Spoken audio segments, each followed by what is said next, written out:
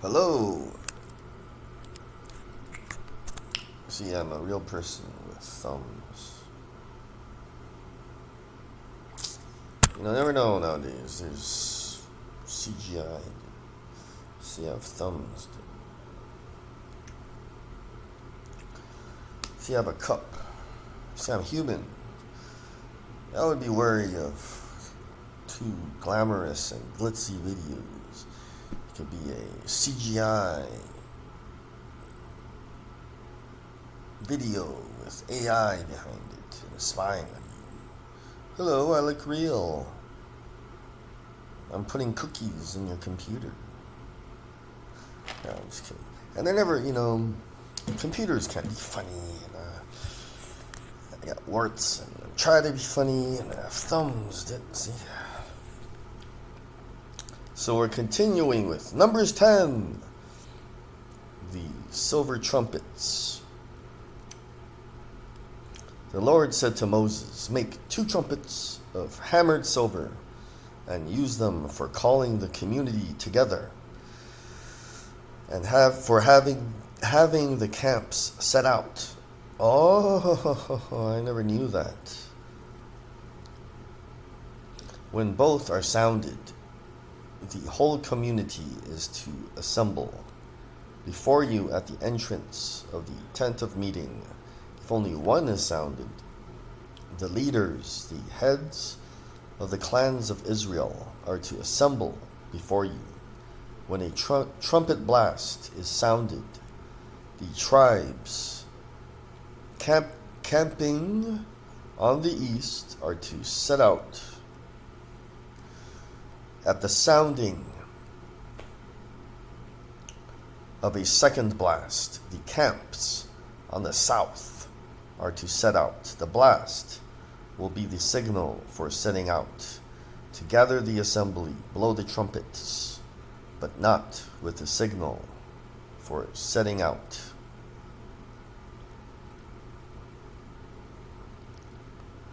So when they assemble, it's sounded. And when they're to set out, it's a blast. It's more like, let me try to do it, So when you're to assemble, the trumpet, it's like a horn, a horn. Like a car horn, honk, right? But trumpets are these shiny instruments. So when they are to assemble, it's sounded. So it's like, oh, it probably sounds like that. But when they're supposed to set out, it's a blast. So it's more like, it's not prolonged, they don't, oh, it's probably more like, ah. But it is scary, but it's like a blast, it's short and it's like more powerful. And they're supposed to sound 2 blasts. And that means they're setting out. So it doesn't mean only only two clans set out. Everyone's going, It's just that because they go in a certain order, they just say when you hear one blast, that clan and family, they start to set out. And when you hear the second one, that clan or family group sets out. So everyone's going, Okay, so let's go to verse 8. The sons of Aaron, the priests, are to blow the trumpets. This is to be a lasting ordinance for you and the generations to come. When you go into battle in your own land against an enemy who is oppressing you, sound a blast on the trumpets. Then you will be remembered by the Lord your God and rescued from your enemies. Also, at your times of rejoicing, your appointed festivals and new moon feasts, You are to sound the trumpets over your burnt offerings and fellowship offerings, and they will be a memorial for you before your God. I am the Lord your God. The Israelites leave Sinai on the 12th, 20th, 20, on the 20th day of the second month of the second year, the cloud lifted from above the tabernacle of the covenant law. Then the Israelites set out from the desert of Sinai and traveled from place to place until the cloud came to rest in the desert of Paran. They set out this first time at the Lord's command through Moses. The divisions of the camp of Judah went first under their standard. Nahshon, son of Aminadab, was in command. Nethanel, son of Zuar, was over the division of the tribe of Issachar. And Eliab, son of Helon, was over the division of the tribe of Zebulun. Then the tabernacle was taken down, and the Gershonites and the Merarites who carried it set out. The divisions of the camp of Reuben went next. Under their standard, Elizur, son of Shedeur, was in command. Shelumiel, son of Zurishaddai, was over the division of the tribe of Simeon. And Eliasaph, son of Deuel, was over the division of the tribe of Gad. Then the Kohathites set out carrying the holy things. Okay, hold on. I have to revise what I said earlier. I thought that the ark was in the middle, but it seems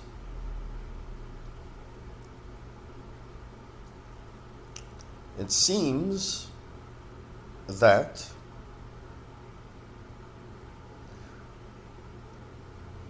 after one division, which is a clan, right? There are a few of these priest-like guys behind them, and then they move forward, and then another clan or division, and then the Kohathites. It seems like that. Then the Kohathites set out carrying the holy things, the tabernacle. But I was fooled because I've seen images on Google, and that's what it looks like. But see, you're getting the real story here. The real story. The tabernacle was to be set up before they arrived. The divisions of the camp of Ephraim went next under their standard.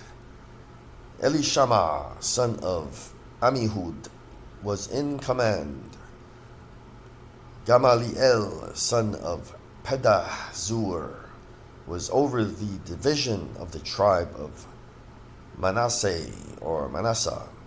And Abidan, son of Gideoni, was over the division of the tribe of Benjamin.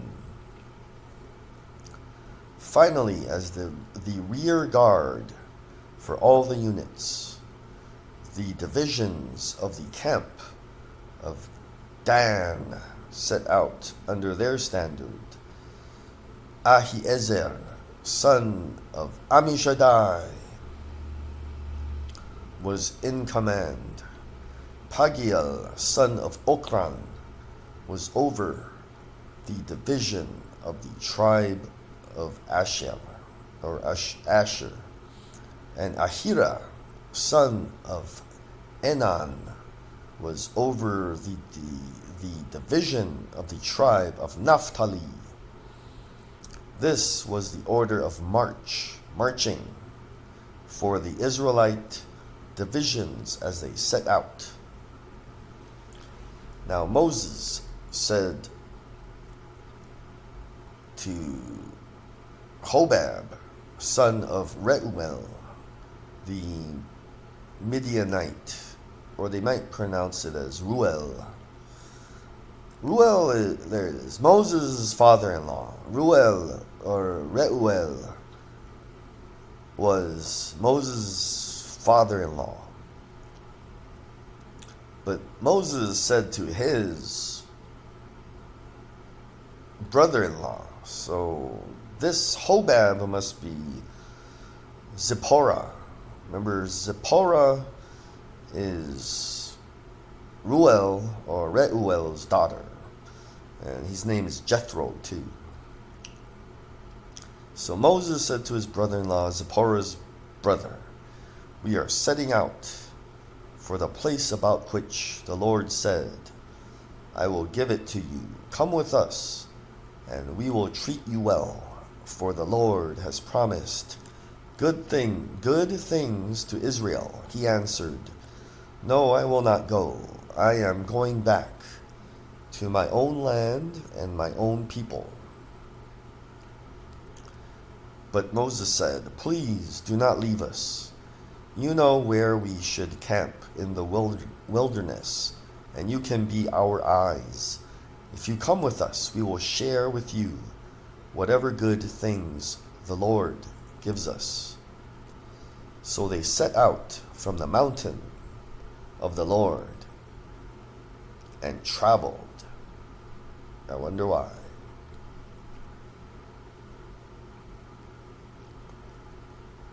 Traveled for 3 days.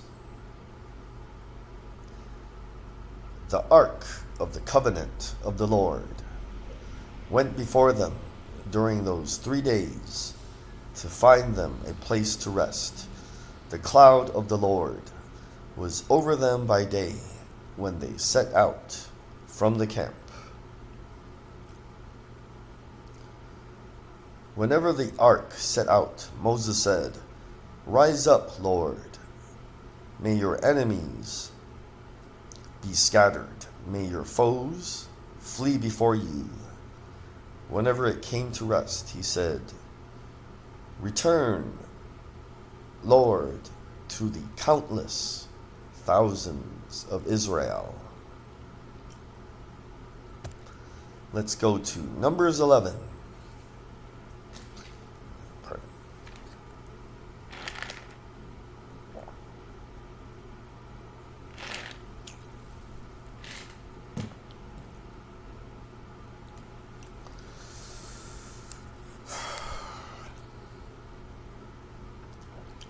Numbers 11.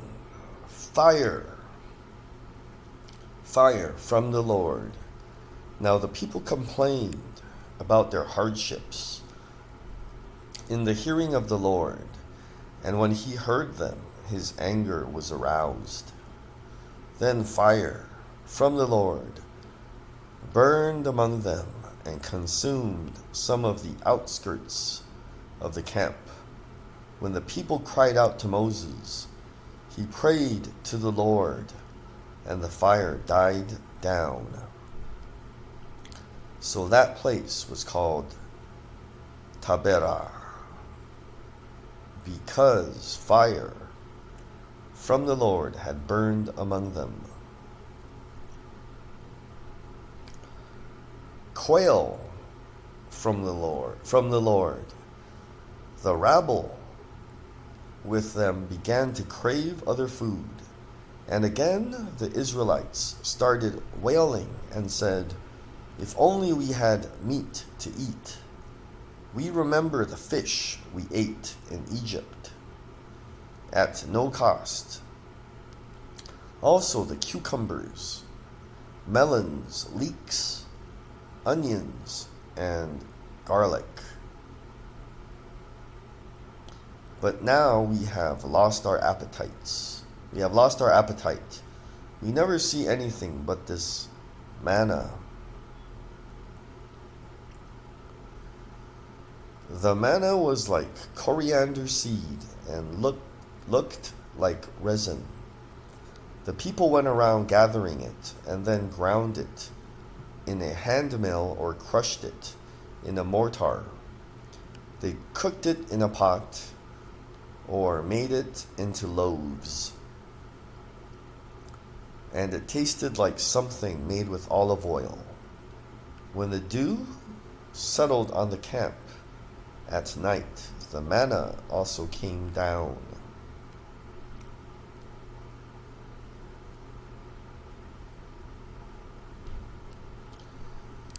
Moses heard the people of every family wailing at the entrance to their tents. The Lord became exceedingly angry, and Moses was troubled. He asked the Lord, "Why have you brought this trouble on your servant? What have I done to displease you, that you put the burden of all these people on me? Did I conceive all these people? Did I give them birth? Why do you tell me to carry them in my arms, as a nurse carries an infant, to the land you promised on oath to their ancestors? Where can I get meat for all these people?" You have to remember, if you watch my earlier videos, when they left Egypt, they had herds. God is asking for sacrifices of bulls and rams, sheep and goats, and birds. So they have all of those. They have doves and pigeons, and then earlier they wanted quail. And God just rained them down from heaven. And now they want fish, cucumbers, melons, leeks, onions, and garlic.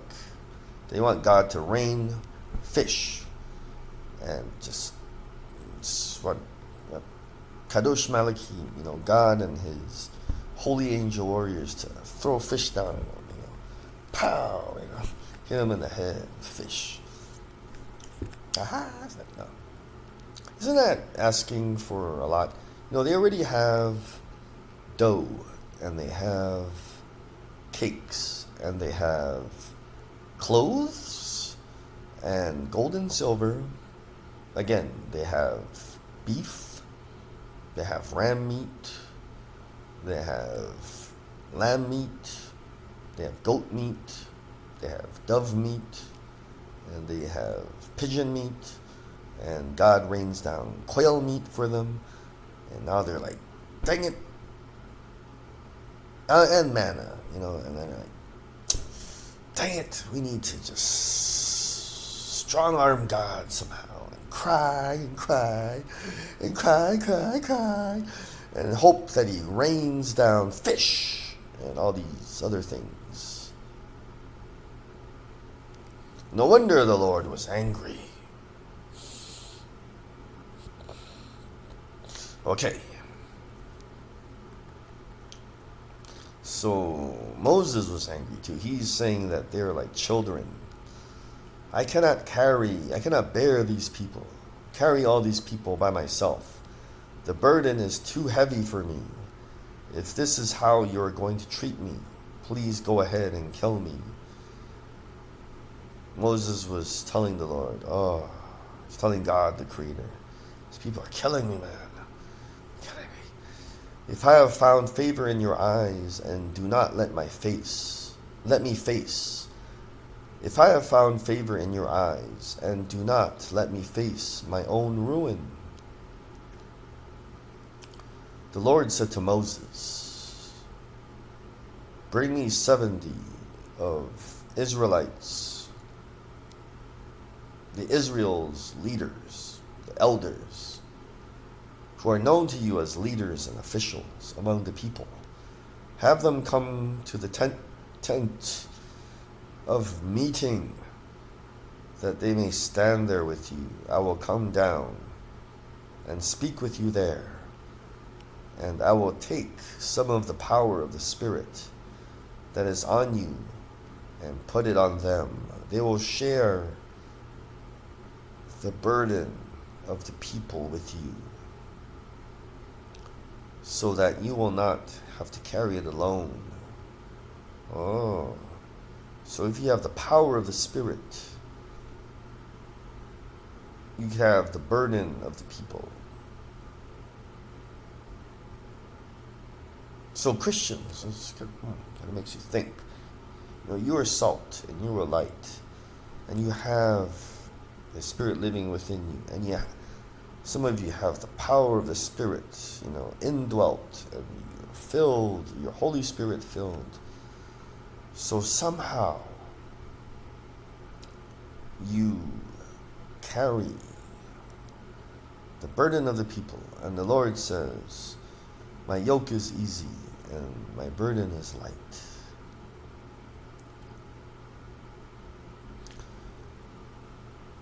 Tell the people, consecrate yourselves in preparation for tomorrow, when you will eat meat.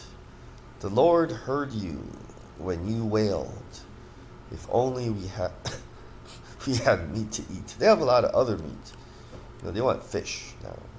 They want fish to rain down from heaven. We were better off in Egypt. Now the Lord will give you meat, and you will eat it. You will not eat it for just 1 day or 2 days or 5, 10 or 20 days, but for a whole month, until it comes out of your nostrils and you loathe it, because you have rejected the Lord, who is among you, and have wailed before him, saying, why did we ever leave Egypt? But Moses said, here I am among 600,000 men on foot, and you say, I will give them meat to eat for a whole month. Would they have enough if flocks and herds were slaughtered for them? Would they have enough if all the fish in the sea were caught for them? The Lord answered Moses, is the Lord's arm too short? Now you will see whether or not what I say will come true for you.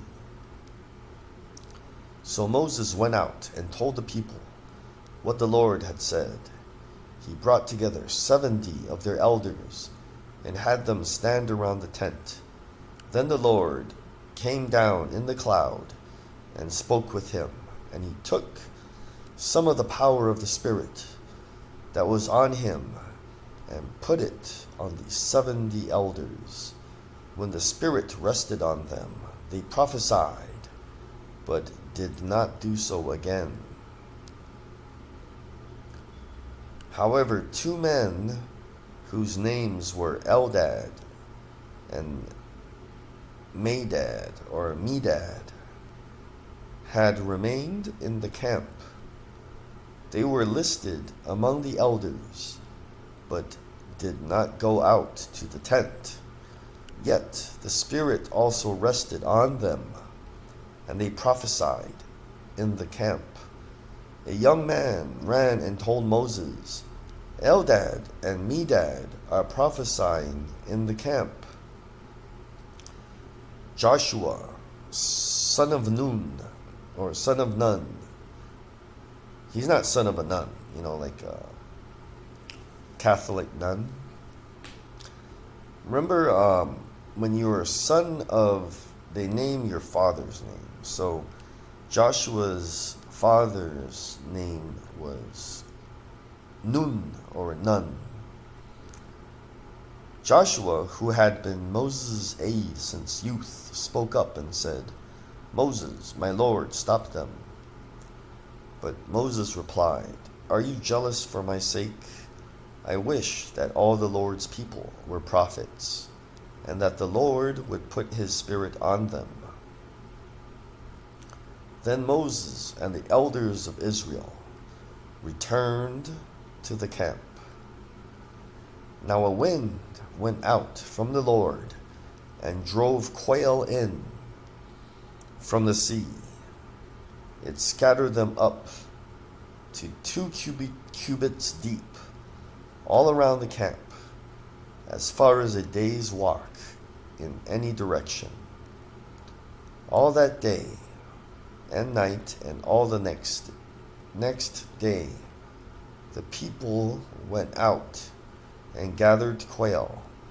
No one gathered less than 10 homers. Then they spread them out all around the camp.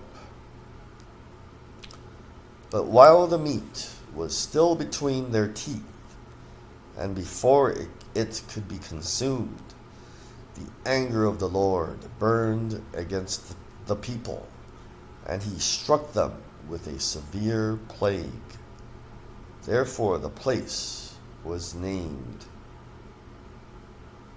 Kibroth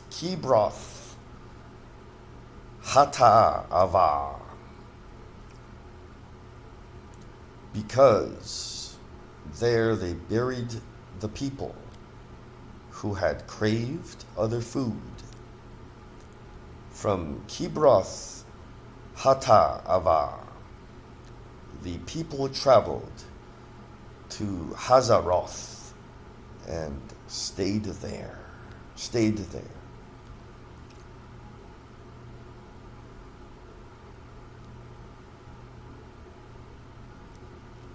Thank you for listening. Let us think about this chapter. I was seeing if you're paying attention in the last video. Of course, the last video was 7, 8, and 9, and this is chapter 10.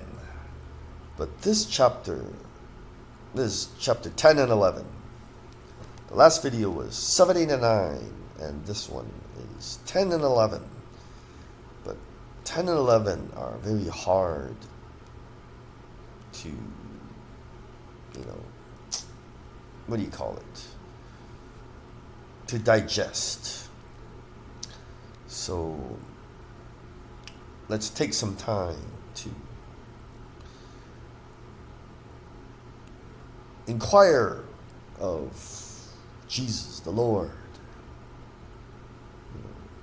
Teach me, Lord, what these 2 chapters really mean.